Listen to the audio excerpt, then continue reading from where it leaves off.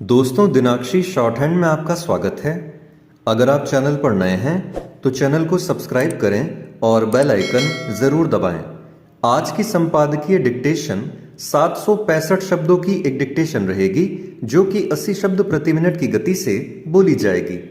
अगर आपको उस डिक्टेशन की स्पीड को 100 शब्द प्रति मिनट करना हो तो आप YouTube पर स्पीड के ऑप्शन में जाकर स्पीड को 1.25 कर सकते हैं। इस डिक्टेशन की डेमो आउटलाइंस आप हमारे टेलीग्राम ग्रुप से प्राप्त कर सकते हैं। और अगर आपको इस संपूर्ण संपादकीय मैटर की सभी एडवांस आउटलाइंस और वाक्यांश की आवश्यकता है तो आप हमारा स्पेशल पेड बैच ज्वाइन कर सकते हैं।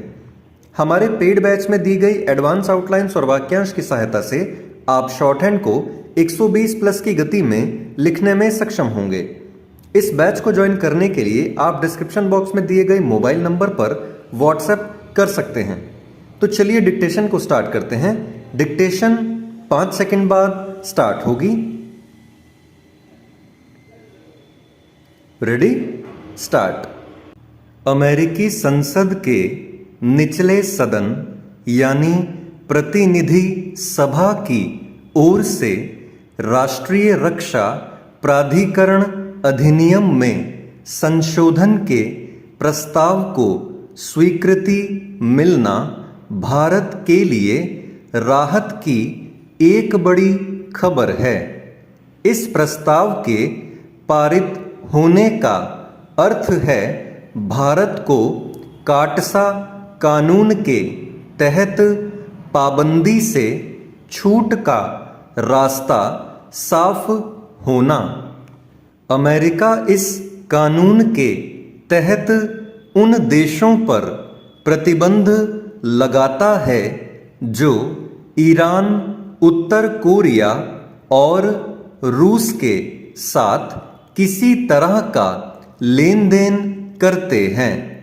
एक अरसे से भारत पर इस कानून की तलवार लटक रही थी। रह रहकर यह आशंका उभरती रहती थी कि अमेरिका इस कानून का इस्तेमाल भारत के खिलाफ कर सकता है क्योंकि वह रूस से मिसाइल रक्षा प्रणाली S-400 हासिल कर रहा है। यह अच्छा हुआ कि अंततः अमेरिका ने यह समझा कि भारत के विरुद्ध काटसा का इस्तेमाल करके वह भारतीय हितों के खिलाफ ही काम करेगा। यदि अमेरिका रूस से मिसाइल रक्षा प्रणाली खरीदने के कारण पर भारत के विरुद्ध कोई कदम उठाता तो इससे न केवल दोनों देशों के संबंधों पर विपरीत प्रभाव पड़ता बल्कि चीन के दुस्साहस को भी बल मिलता जो पिछले कुछ समय से अतिक्रमणकारी रवैया अपनाए हुए है। चूंकि भारत को रूस से रक्षा सामग्री की खरीद की छूट देने वाले प्रस्ताव को सत्ता पक्ष के साथ विपक्ष के सदस्यों का भी समर्थन मिला, इसलिए अमेरिकी संसद के उच्च सदन यानी सीनेट से भी इस प्रस्ताव को हरी झंडी मिलने की प्रबल संभावना है। इसकी अनदेखी नहीं की जा सकती कि अमेरिकी प्रतिनिधि सभा से भारत को विशेष छूट देने वाले प्रस्ताव को एक ऐसे समय मंजूरी मिली है जब यूक्रेन संकट के बाद से अमेरिका और उसके सहयोगी देश यह दबाव बनाने में लगे हुए हैं कि नई दिल्ली मॉस्को से दूरी बढ़ाए और उससे अपने आर्थिक व्यापारिक संबंधों पर विराम लगाए। भारत अपनी स्वतंत्र विदेश नीति का उल्लेख कर इससे लगातार इनकार कर रहा है।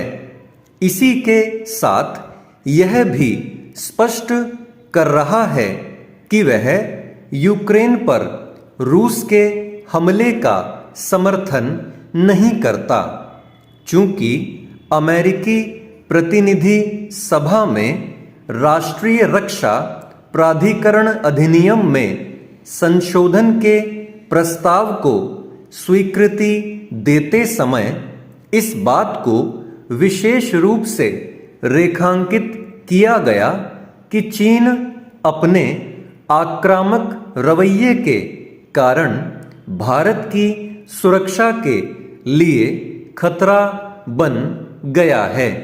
इसलिए बीजिंग को भी यह समझ आए तो अच्छा कि उसकी मनमानी चलने वाली नहीं है। वैसे भारत को इससे संतुष्ट नहीं होना चाहिए कि अमेरिका ने यह समझा कि वह अपनी रक्षा आवश्यकताओं के लिए रूस पर निर्भर है।